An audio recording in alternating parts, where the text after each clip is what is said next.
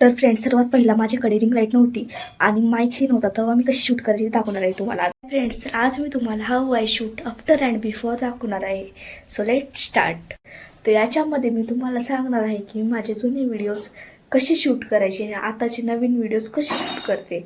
So let start. तर friends, सर्वात पहिला माझ्याकडे रिंग लाईट नव्हती आणि माईक ही नव्हता, तेव्हा मी कशी शूट करायची दाखवणार आहे तुम्हाला आज.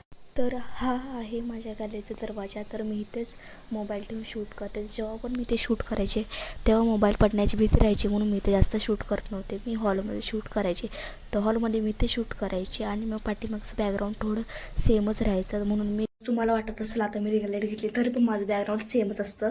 हे वाला असतं बॅकग्राऊंड, सेमच असतं बॅकग्राऊंड. तर काय, ही माझी रूम आहे, तर माझ्या रूममध्ये मला व्हिडिओज काढायला कम्फर्टेबल वाटतं, म्हणून मी इथंच व्हिडिओ काढते जास्त प्रमाणे. म्हणून तुम्हाला मग बॅकग्राऊंड सेमच वाटतं. आता पण मी तिथंच व्हिडिओ काढते. तर जे माझे शॉर्ट्स बघतात रोज त्यांनी नोटीस केलंच असेल की हे जे पाठीमागचं लटकवलेलं असतं ना काय पण, तर ते मी हे काय नाही करत, खाली काय ठेवत की दुसरीकडं का शिफ्ट नाही करत. तर कारण काय, हे जे काढल्यावर दुसरीकडं मग माझ्या बेडवर ठेवावं लागतं. तर मग ते ठेवल्यामुळं बेड थोडा घाण दिसतो, मग ते मला काय आवडत नाही.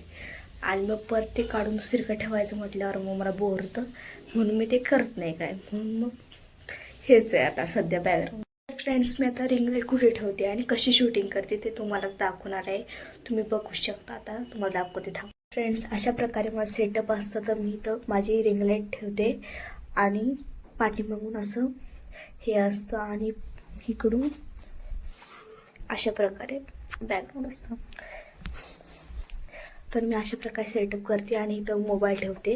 हे जे मोबाईल ठेवायचं स्टँड आहे तिथे, आणि मोबाईल ठेवून आपले व्हिडिओज काढायचे. आता मी तुम्हाला सांगणार आहे की मी माईक का घेतला. तर सर्वात पहिला मी एक ब्लॉग काढलेला होता. तर मी तो एक ब्लॉग काढलेला होता गणपती विसर्जनचा. तो अर्ध्यांनी बघितला असं मला माहीत नाही, तर कोणी बघितले कोणी नाही. पण जो तो ब्लॉग काढला होता ना मी, त्याच्यामध्ये काय झालेलं, माईक नव्हता माझ्याकडे तेव्हा. तर माईक नसल्यामुळं एकदम जोरात बोलावं लागायचं, आणि जोरात बोलल्यामुळं मग सर्वांसमोर ते एकदम जोरात बोलायचं. पण मग एखाद्या वेळेस मोबाईलमध्ये आवाज पण जात नव्हता, मग त्याला खूप सारी एडिटिंग वगैरे करून हे करावं लागायचं. म्हणून मी ना माईक घेतला, कारण मला सगळं बोर होतं करायला एडिटिंग वगैरे.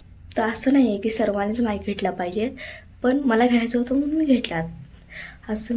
आणि ज्यांचा आवाज ना जोरात असतो त्यांना तर माईक घ्यायची काही गरजच नाही, कारण की त्यांचा आवाज आधीपासून जास्त लाऊड असतो. आणि ज्यांचा आवाज ना आपला हळूवार असतो त्यांना पण माईक घ्यायची गरज नाही, ते व्हॉइस कवर लावून वगैरे करू शकतात एडिटिंग. पण मला या सगळ्यांमध्ये बोर होतं, म्हणून मी माईक घेतला माझा. So friends, bye. जर तुम्हाला ह्याच्याबद्दल अजून माहिती पाहिजे असेल तर कमेंट करून मला नक्की सांगा. And like, subscribe and share. Bye.